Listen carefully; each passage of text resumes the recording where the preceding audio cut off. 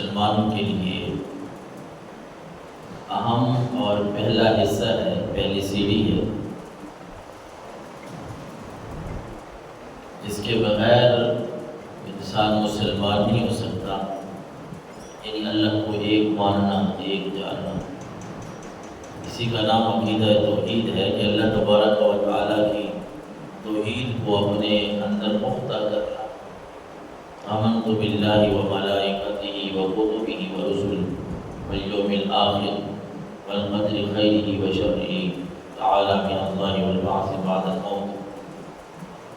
اس بات پہ یقین رکھنا، ایمان رکھنا کہ اللہ وحدہ لا شریک ہے، اس کے فرشتوں کے اوپر، اس کی کتابوں کے اوپر، قیامت کے اوپر، اچھی اور بری تقدیر کو ماننا، یہ ساری وہ باتیں ہیں جو عقیدہ توحید میں آتی ہیں۔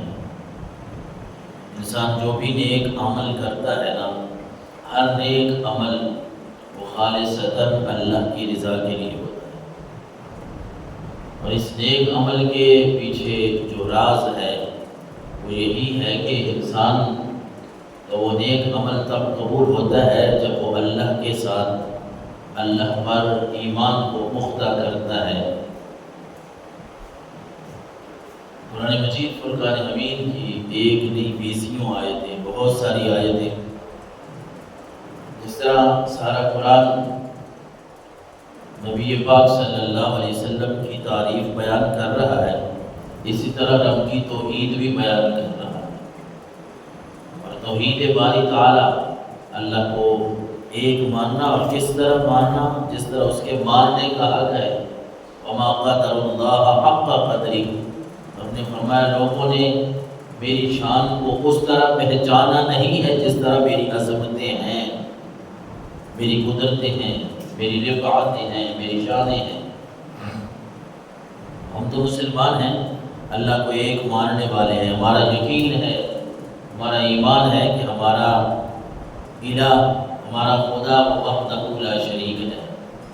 اس طرح قرآن مجید فرقان حمید میں اللہ تبارک و تعالیٰ نے خود ارشاد فرمایا، یا ایھا الناس اعبدوا ربکم الذی خلقکم والذین من قبلکم لعلکم تتقون۔ اے لوگو، یا ایھا الناس اعبدوا ربکم، اپنے رب کی عبادت کرو، اپنے اس رب کی عبادت کرو الذی خلقکم، جس نے تمہیں پیدا کیا، تم سے پہلے لوگوں کو پیدا فرمایا۔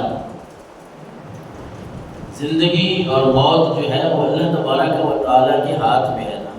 زندگی دینے والی ذات اللہ کی ہے، اور موت دینے والی ذات وہ بھی اللہ کی ہے، بلکہ ہر کام، جتنے بھی اس دنیا میں کام ہیں، سارے کے سارے کام جو ہیں وہ اللہ تبارک و تعالیٰ کی مشیت اور اس کے حکم کے مطابق ہوتے ہیں۔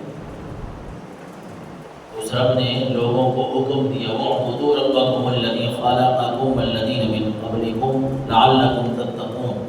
پرہیزگار ہونا چاہتے ہو نا، متقی بننا چاہتے ہو تو پھر یہ کرو کہ اس رب کی عبادت کرو جو تمہارا رب ہے، جس نے تمہیں پیدا فرمایا اور تم سے پہلے لوگوں کو بھی پیدا فرمایا۔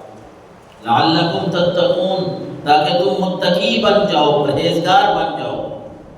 آیت کے خلاصے سے یہ پتہ چلتا ہے کہ جو اللہ کو ایک مانتے ہیں، اللہ کی عبادت کرتے ہیں، جو رب کی عبادت کرنے والے لوگ ہیں، رب ان کو پھر تقوی اور پرہیزگاری بھی عطا فرماتا ہے۔ قرآن مجید کی بہت ساری آیات مقدسہ اس بات میں دلالت کرتی ہیں۔ حضرت اسماء بنت یزید سے روایت ہے کہ نبی کریم صلی اللہ علیہ وسلم نے فرمایا کہ اللہ کا اسم اعظم ان 2 آیتوں میں ہے۔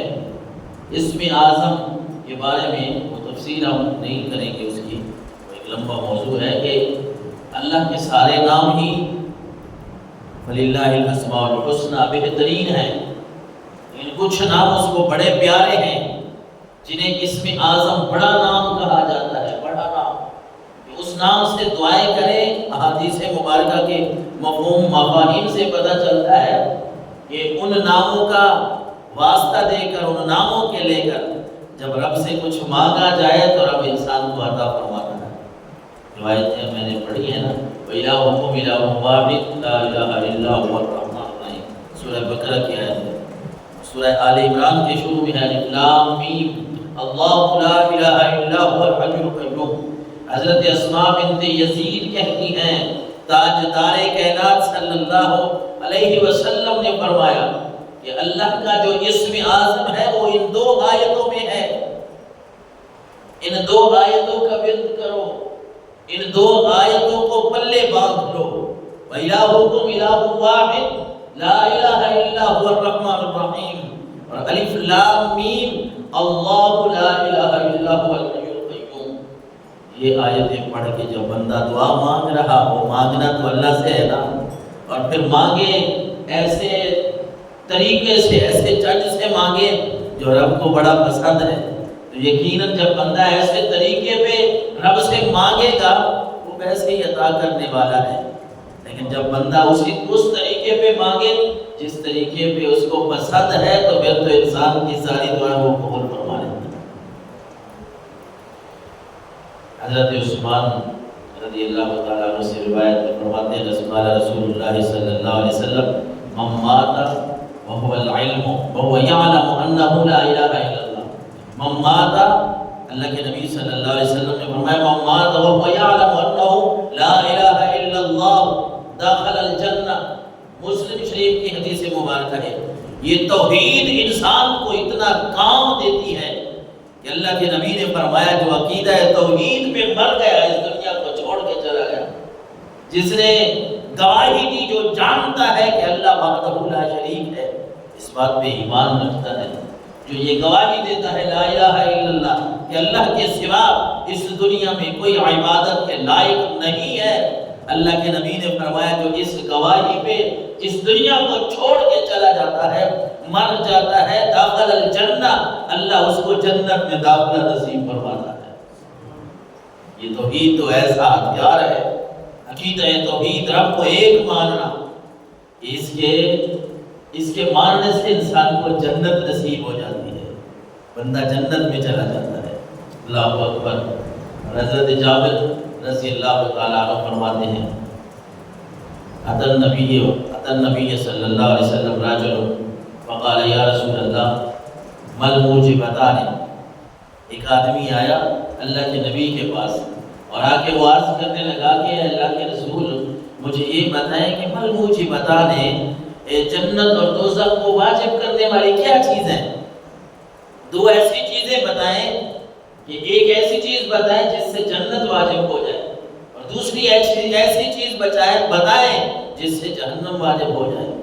تو اللہ کے نبی صلی اللہ علیہ وسلم نے بڑا خوبصورت ارشاد فرمایا، آپ نے فرمایا من مات لا یشرک باللہ شیئا دخل الجنہ، جس بندے نے اللہ کے ساتھ شرک نہ کیا، رب کے ساتھ کسی کو شریک نہ ٹھہرایا، اللہ اس کو جنت میں داخلہ عطا فرمائے۔ اس کے لیے رب نے جنت واجب کر دی ہے جس بندے نے رب کی توحید کا اقرار کر لیا ہے، رب کو ایک مان لیا ہے۔ اور پھر فرمایا وَمَن مَاتَ يُشْرِكُ بِاللَّهِ شَيْئًا دَخَلَ النَّارَ، جس نے بھی اللہ کے ساتھ کسی کو شریک ٹھہرایا، کسی کو رب کے برابر کر دیا، یاد رکھیں کہ اللہ اس کے لیے جہنم کو واجب کر دیتا ہے۔ تو مسلمان ہیں، ہمارا عقیدہ ایمان کیا ہے کہ اللہ وحدہ لا شریک ہے، وہ ایک ہے، اس کے ساتھ کوئی شریک، کوئی حصے دار، کوئی اس کے برابر نہیں ہے۔ ہم اس کو وحدہ لا شریک مانتے ہیں، یعنی ساری طاقتوں کا مالک وہ ہمارا رب ہے۔ اسی لیے تو ہم گواہی دیتے رہتے ہیں اشہد ان لا الہ الا اللہ وحدہ لا شریک لہ واشہد ان محمدا عبدہ ورسولہ۔ یہ ایک بندہ جو اللہ کو ایک مانتا ہے، کیسے خوبصورت جملے اس کی زبان پہ یہ لگتے ہوں گے، اور خاص کر یہ اس وقت مزہ آتا ہے جب بندہ صبح اٹھ کے پڑھے۔ ایسے بھی شہادت ہے، گواہی میں اپنی بات کر رہا ہوں، صبح اٹھے اور اللہ کی توحید کا اقرار کریں، یہ کلمہ پڑھیں اشہد ان لا الہ الا اللہ وحدہ لا شریک لہ واشہد ان محمدا عبدہ ورسولہ۔ صبح جب بندہ آنکھ کھولتا ہے اور رب کی توحید کی گواہی دیتا ہے، اللہ کے نبی کی رسالت کی گواہی دیتا ہے، مسلمان کا دل